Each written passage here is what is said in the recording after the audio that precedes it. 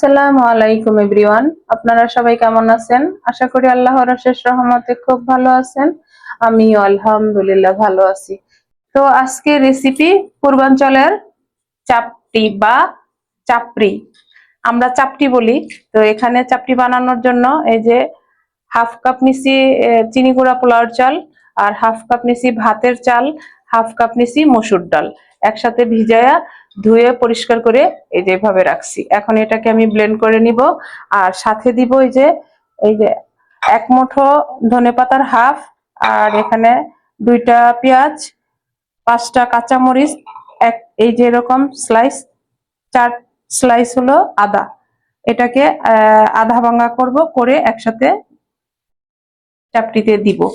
আর এই চাপটিটা আমরা প্রবাসে বসে পূর্বাচলের চাপটির টেস্ট নিব।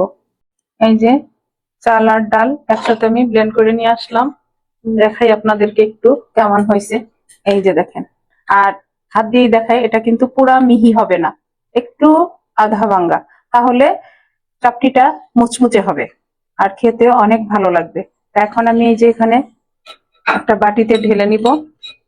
আর আজকের এই পূর্বাচলের চাপটি যদি আপনাদের কাছে একটু ভালো লাগে, তাহলে আমার চ্যানেলটাকে সাবস্ক্রাইব করবেন, লাইক করবেন, শেয়ার করবেন এবং কমেন্টস করবেন। আর প্রিয় আমার প্রবাসী ভাই বোনেরা, আপনারা অবশ্যই পূর্বাচলের এই চাপটি আমার রেসিপি ফলো করে প্রবাসে বসে বানায়া খেয়ে দেখবেন। আশা করি নিরাশ হবেন না। এখন এখানে দিব আমি হাফ চা চামচ হলুদ গুঁড়া। আর ঝালের জন্য কিন্তু আমি কাঁচামরিচটা দিছি, এর কারণে আমি আর লাল মরিচটা দিব না বা মরিচের গুঁড়াটা দিব না। আর দিব এক চামচ ধনে গুঁড়া। আর এখানে জিরা গুঁড়া দিবেন না, জিরা গুঁড়া দিলে টেস্টটা একটু অন্যরকম আসে। আর দিব স্বাদ মতো লবণ। একেবারে অল্প উপকরণ, অল্প সময়ের মধ্যে এত নামি দামি চাপটি বানানো হয়ে যায়। এখন দিব এখানে ওই আদা, পেঁয়াজ, কাঁচামরিচ, ধনেপাতা যে আধা ভাঙা করে একটু ব্লেন্ড করে নিছি, বা আপনারা চাইলে পাটায়ও থেতো করে নিতে পারেন সেটা। মাশাআল্লাহ, এটার গ্রানে এখনই কিন্তু জিভে পানি চলে আসতেছে, এত সুন্দর একটা ফ্লেভার। এখন ভালোভাবে মিশাই নিব। এই যে এখন একটু পানি লাগবে, ব্লেন্ডারটা ধুয়ে একটু পানি দিয়ে দিলাম সামান্য। এটা যখন গোলাবেন তখন বুঝতে পারবেন যে কতটুকু পানি লাগবে বা লাগবে না।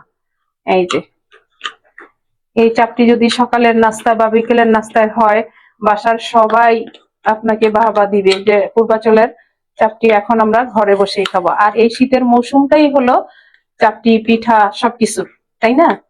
এই যে চাপটির জন্য সবকিছু একসাথে মিশাই নিলাম। আর এইদিকে একটা যে তাওয়া বসাই দিছি, এখন তাওয়াটা, চুলাটাও আমার জ্বালানো আছে, তাওয়াটাতে একটু তেল ব্রাশ করে দিব। ব্রাশ দিয়ে তেলটা ব্রাশ করলাম না, টিস্যু দিয়েই করলাম। চুলার আঁচটা আছে মিডিয়াম টু লো এর মাঝামাঝি। যে বানানো শুরু করব। বিসমিল্লাহির রহমানির রহিম। আমার বাসায় তো সবাই অপেক্ষা করতেছে কখন খাবে কখন খাবে। তো প্রবাসে যেই ভাইয়েরা আছেন তাদের উদ্দেশ্যে বলি, অনেকে কিন্তু চাপটি খেতে অনেক পছন্দ করেন, কিন্তু বানানোর জন্য খেতে পারেন না। আমি একেবারে সহজভাবে আমি আপনাদের সাথে শেয়ার করলাম, আমার রেসিপিটা ফলো করে বানান, বানায়া খান, খেয়ে আমাকে কমেন্টসে জানান যে এই বোনের পূর্বাচলের চাপটি প্রবাসে বসে বানানোটা কেমন হইলো। এই যে দেখেন, মাশাআল্লাহ।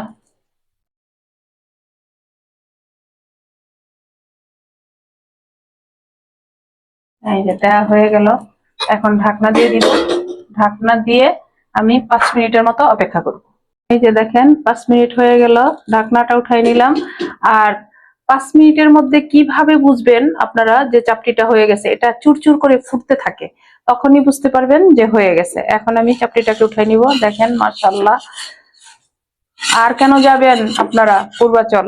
আর যারা প্রবাসে আছেন তারা এই প্রবাসে বসে পূর্বাচলের চাপটির আফসোস করতে হবে না, এই রেসিপি দেখে আপনারা বানায় নেবেন। এই যে দেখেন মাশাআল্লাহ। এখন এই চাপটিটা আমি খাবো কি দিয়ে? শুটকি ভর্তা, ধনে পাতার ভর্তা। এখনই কিন্তু আমি খেয়ে নিব, চলে আসতেছি আপনাদের কাছে। দেখেন চাপটি গুলা বানাই নিয়ে আসলাম, একেবারে মুচমুচে। দেখেন পূর্বাচলের চাপটি, এই যে দেখেন। দেখেন এই যে আমি একটা চাপটি ভেঙে আপনাদেরকে শেয়ার করি যে কতটুকু মুচমুচে।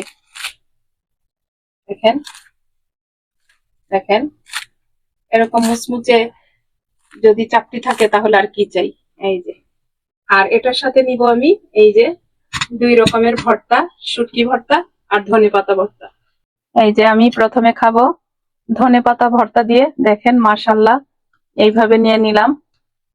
এই যে নিয়ে এই যে একটু ভেঙে দেখেন অপর পিঠটাও এই যে একটু ট্রাই করি। বিসমিল্লাহির রহমানির রহিম।